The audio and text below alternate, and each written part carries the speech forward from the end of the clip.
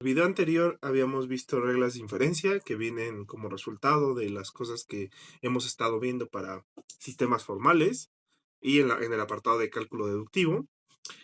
Entonces, el día de hoy lo que les vengo a presentar justamente es cómo introducir la igualdad en un sistema formal. Y nada más aquí, ya les había comentado con anterioridad que salvo algunos ejemplos concretos de la lógica matemática y estos ejemplos que se desarrollaron en finales del siglo XIX e inicios del siglo XX, salvo esos ejemplos marginales, en, en lógica, en desarrollo de lógica matemática más moderno, siempre se asume que se tiene una igualdad. Y esto es muy importante, de hecho. ¿Por qué? Porque para poder hablar de la satisfacibilidad de Tarski, que es un concepto muy importante en la lógica matemática, necesitamos tener una igualdad, ¿no? Entonces, bueno, ya con eso vamos a entonces siempre asumir que tenemos un predicado de aridad 2 que es referente a la igualdad, y estos serían los esquemas axiomáticos que tendríamos que aceptar, ¿no? Para poder empezar a trabajar con esto.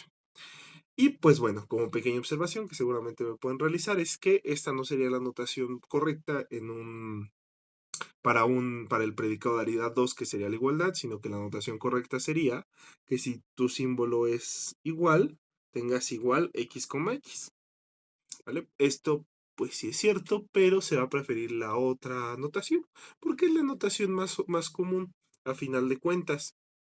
Otra cosa que también ocurre, normalmente cuando estás en el lenguaje formal se prefiere tener este simbolito. Eso en todo curso de lógica matemática se va a realizar. Sin embargo, aquí no lo voy a hacer. ¿Por qué no? ¿Y por qué mejor me quedo con el símbolo de la igualdad usual? Porque justamente en todos los sistemas axiomáticos en los que estén trabajando, no les van a poner este simbolito. De hecho, más que eso, ese simbolito va a tener otro significado. Entonces, por eso prefiero presentárselos, pues tal cual como viene con la igualdad, ¿no?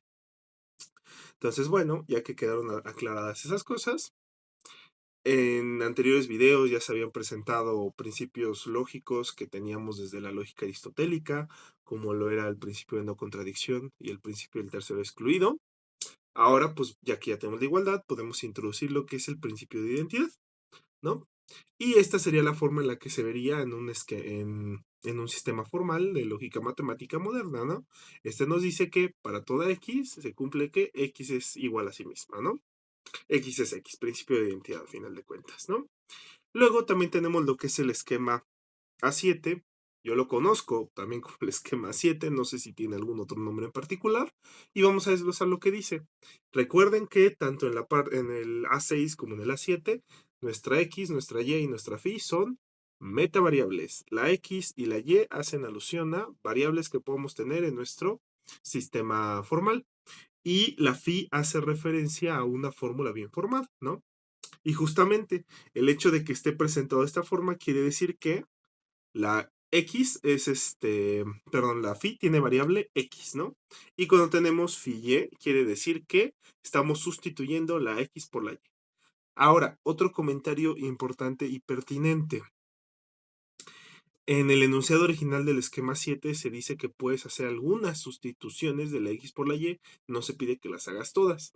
Me parece, aunque esto es más intuición que nada, no lo he verificado, no lo he demostrado, que puedes pedirle que sean todos, que se cambien todas, y solamente va a hacer que tus pruebas tengan que ser un poquito más mañosas, ¿no?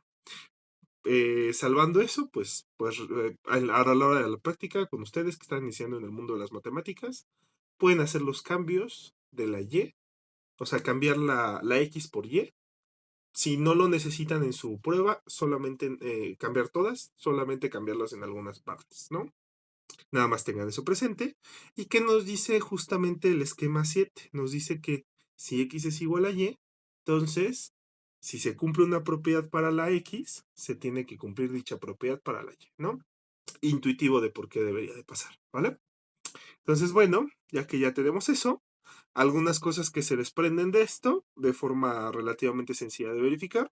Recuerden, T y Q son letras que utilizamos para denotar términos. Entonces, estos son igual metavariables. Ahí puede haber cualquier término del lenguaje formal que tengamos. Y el primero es que si nos dice que si una cosa es igual a otra, entonces la otra es igual a la primera, ¿no? Fácil, si T es igual a Q, entonces Q es igual a T, ¿no? Otra nos dice que si T es igual a Q y Q es igual a R, entonces T es igual a R, ¿no? Una especie de transitividad.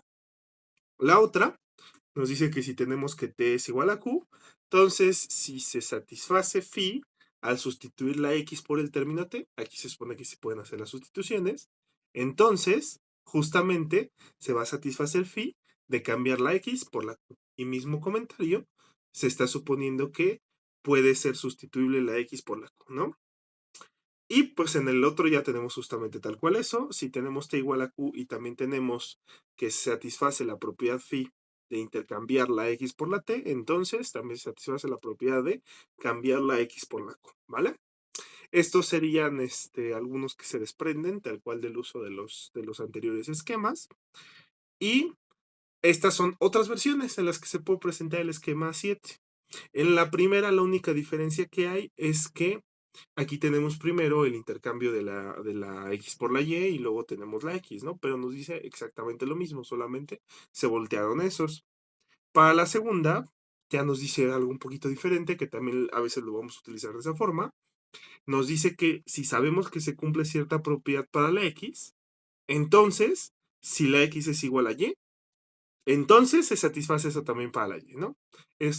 Dice en esencia lo mismo, pero sí es un poquito diferente, a final de cuentas, ¿no? Luego, finalmente, otra forma es tal cual lo mismo, solamente que aquí estamos trabajando con la Y en lugar de con la X, ¿vale?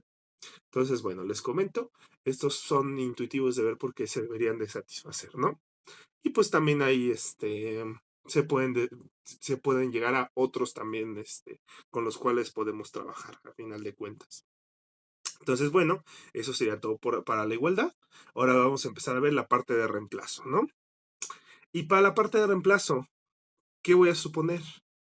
Y esto va a servir de introducción para que luego pueda comentar lo que quiero que pase, ¿no? Supongamos que ya tenemos que phi implica psi, ¿no? Phi implica psi en el sentido de que esto es tautología, ¿no? Ya lo vieron, por ejemplo, cuando estamos conmutando, ¿no? Uno y otro implica el otro y uno, ¿no? Entonces, eso es tautología, se puede meter en cualquier momento de una deducción sin que se genere ningún tipo de problema. Entonces, cuando ya tenemos eso, ¿qué es lo que quiero que vean? Que puedo deducir que para toda x phi implica que para toda x sí, ¿no? Y aquí está la deducción, ¿no? Aquí en la deducción, en primer lugar, tenemos un resultado de aplicar a 5. Puedo aplicar a 5 en cualquier momento una deducción. Aquí nada más, aquí tengo señalado abajo cómo se ve el esquema A5 en general. Y en el esquema A5 en general, solamente hay que en lugar de tener phi, tener un para toda x phi. Si lo tenemos de esa forma, entonces se satisface una condición necesaria para aplicar el A5, que es que phi, que en este caso es un para toda x phi, no tenga x como variable libre. Entonces, tal cual es la transcripción de estas condiciones del esquema 5 presentadas aquí en el primer punto, ¿no? Luego, ¿qué otra cosa tengo? La instanciación universal. También es un esquema axiomático. Me parece que sería bueno, no sé cuál, no creo qué número era, ¿no? Pero que se conoce más como la instanciación universal. Si tienes que para toda x phi, entonces phi, ¿no? Donde la sustitución que hicimos fue de la x por la x, ¿no? Es decir, tener la propia phi. También estamos suponiendo que en cualquier momento podemos meter phi implica psi, porque eso es tautología. Entonces, a partir de ahí, por transitividad, vamos a tener que para todo x phi implica psi. Ya habíamos comentado la transitividad, ¿no? Y entonces, a partir de aquí, vamos a poder generalizar sobre esta, ¿no? ¿Por qué? Porque, pues, como no era una variable libre en lo que estábamos teniendo, y como tampoco es que esto se haya introducido por un existencial, entonces, pues, podemos generalizar y tenemos que para toda x se cumple que para toda x phi implica psi, ¿no? Y pues aquí nada más aplicamos modus ponendo ponens al primero y al último, ¿no? Porque ya tenemos que la primera parte del primero es justamente lo que está en el último. Esto de aquí, ¿no? Y entonces ya nos queda para todo x phi implica para todo x psi, ¿vale? Pregunta, ¿a partir de aquí podemos llegar a que para todo X psi implica para todo X phi? No, no podemos llegar. No necesariamente. A veces sí, a veces no. ¿Por qué no podemos llegar? Porque eso solamente lo podríamos obtener si ya tuviéramos un psi implica phi como una tautología. Solamente en ese contexto podríamos introducirlo ahí. Entonces, ¿qué pasaría? Si nosotros tuviéramos que phi implica psi y también tenemos que psi implica phi, lo cual, acuérdense, lo podíamos denotar como tener phi, sí, solamente sí, psi, como esto, como un concepto meta, que significa tener los dos. Entonces sí podríamos hacer eso, ¿no? Y entonces ya tendríamos justamente un para todo x phi, sí, solamente sí, para todo x psi, ¿no? Eso está bien y justamente quiero que vean lo siguiente, porque el reemplazo no lo voy a definir porque es un poquito complicado de definir si estás trabajando ahí en lógica matemática y desarrollándote bien en ella. ¿Qué se puede entender aquí? Que si nosotros tenemos un phi, sí, solo sí, psi, si se dan cuenta, en la proposición para todo x phi, aparece la phi. Ahí está la phi como tal. ¿Qué podemos hacer por tener esto de acá que estoy comentando? Lo que podemos hacer es reemplazar esa phi por la psi, ¿no? Y entonces tendríamos un para toda x phi, sí y solo sí, de que podemos tener las dos, para toda x, sí, ¿vale? Entonces justamente eso es el reemplazo. Y sí, sí se puede verificar que el reemplazo ocurre. Solamente que, bueno, tendría que desarrollarlo, ¿no? Para que lo pudiéramos checar. Y pues es un metateorema, ¿no? Afirmar el principio del reemplazo. Mm, considero que es un poco complicado intentar aventárselo uno mismo, o sea, sin conocimientos previos ni nada. Entonces, yo recomiendo que si les interesa, pues pueden checarlo en un libro de lógica matemática, ¿no? Aquí me va a interesar eso, me va a interesar que tengan presente que si tienen que phi, sí, solamente sí es tautología, es decir, tienen las dos implicaciones que pueden meterlas en cualquier momento una deducción. Entonces, si tienen una fórmula en donde aparezca phi, van a poder meterla con un sí solo sí, intercambiando la phi por la psi, ¿no? Es lo que estaríamos teniendo ahí con el principio del reemplazo. Otra cosa importante y fundamental.